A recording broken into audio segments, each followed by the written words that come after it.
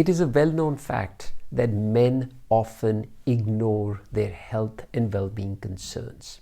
They are actually waiting for a crisis to happen, and that's when they get into action. In this video, I'm going to be delving further into this particular topic, and we are going to be talking about 3 practical strategies that I can suggest to you, which will start to make a significant difference in your overall health and well-being. So let's get straight into it.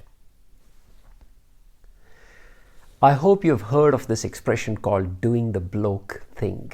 What it really means is that men, and I include myself in this category as well, and I was the same, that we want to delay things when it comes to anything related to self-care. We are actually wanting a crisis to happen, and that's when we get into action. And I can relate to this, but here is what allowed me to shift my perspective, because I was seeing people, men who were coming to me with health issues more around their midlife, and that was predominantly being triggered by a crisis. Let me explain this further. I'm a gastrointestinal and a weight loss surgeon, and one of the observations that I've had is that when men start to become really conscious about their health and well-being issues, they are generally doing that because there is a crisis that is looming. See, men in their younger periods, when they are boys, they have been groomed by saying that boys should not be seen crying.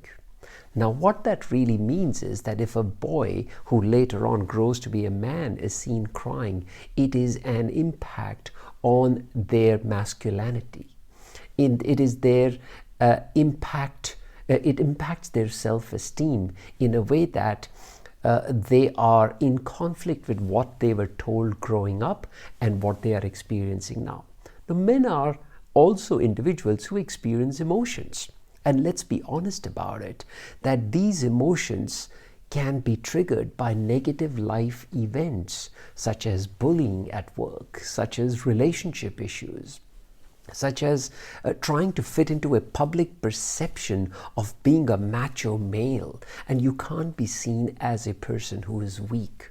Now, all of this creates a lot of pressure, and men are forced into suppressing these emotions rather than expressing these emotions. Also, we men are always seen as providers. We provide for our wives or our kids, and there's nothing wrong with it. We love doing that because that's in our innate DNA.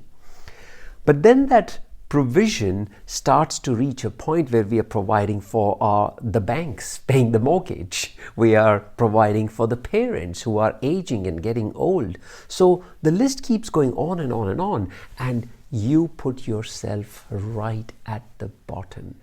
And this is where the problem starts to come, and the problem is that of midlife crisis. By the time, and I have observed this from men coming to seek medical attention to me, from decades of self-neglect until a point comes where it reaches a crisis. That crisis could be a relationship crisis, it could be a health crisis, or it could be a financial crisis, whatever it may be. So the point I'm trying to make is that don't do the bloke thing. Don't wait for things to come to such a tipping point that it is a crisis, there is a fire out there. Take some measures now such that you are able to maintain a balance. And there is one more reflection that I have seen, that by the time by the time men reach that middle age, they are looking for a level of adventure, something new in their lives. By new, I don't mean that they want to radically change something, but they are tired of repeating and living the life that they have been living over and over and over again. And that's where it is really important to focus on these 3 things that I'm going to be talking about in a moment. which allows the individual to rediscover themselves. And that is exactly the first thing that I want to talk about. The first strategy to actually avoid this crisis and avoid getting into a hole where you have to be literally pulled out is to learn to rediscover yourself. See, as they've said, variety is the very spice of life. If you don't have variety or novelty in your life, you're not reading new books, you're not exploring new hobbies, you're not exploring new places to visit, well, I tell you, your life is going to become stale. And that is where, whether you take the example of relationships, whether you take the example of, life adventure, whatever it may be, you become a stale personality.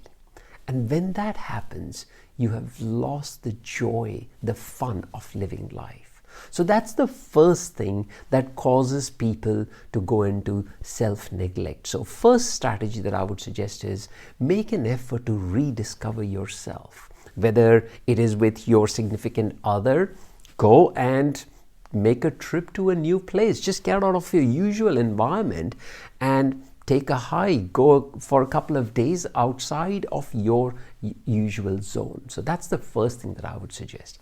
Second thing is, there is a ton of evidence that is coming out in the scientific world that says that your food affects your mood.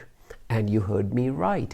Your food, what you're putting in your mouth, the more processed, the more greasy, the more sort of overloaded it is with chemicals, preservatives, coloring agents, the more it is going to affect your mood. There is a link with ADHD in kids with the amount of use of coloring agents and preservatives, and there is also an adult form of ADHD. So both the things are interrelated. So start working on your diet, whether you need, and I'm not saying dieting, please understand the difference. I'm talking about working on your diet. The more your food is close to nature, which is whole foods, the healthier you are going to be and clearer is going to be your thinking. And the third thing that I would urge you to consider is to consider the peer group. These are the people that you hang out with. These are the people who affect your thinking. These are the people who are causing you to remain stuck. If you feel that you're stuck and if you're not enjoying life, well, these are the people who are holding you over there. No, not literally, but you feel obligated, you feel pressured to be in a certain way in their presence. And that's where it is important to recognize the best and highest use of time. The best and the highest use of your time is in company that actually uplifts you. So think about those three things. To all the men out there, I urge you that you are seeking to live a fun and a fulfilled life. And that is only possible when you start to talk, share, and acknowledge the challenges that are there in a respectful way, not in a blaming way, not in a way that you are a victim of whatever happened. Anybody can do that, and it's a very easy thing to do. I'm saying in a way that you are solution driven, you are goal oriented, and you're trying to explore the best version of yourself. So I hope this video made a difference.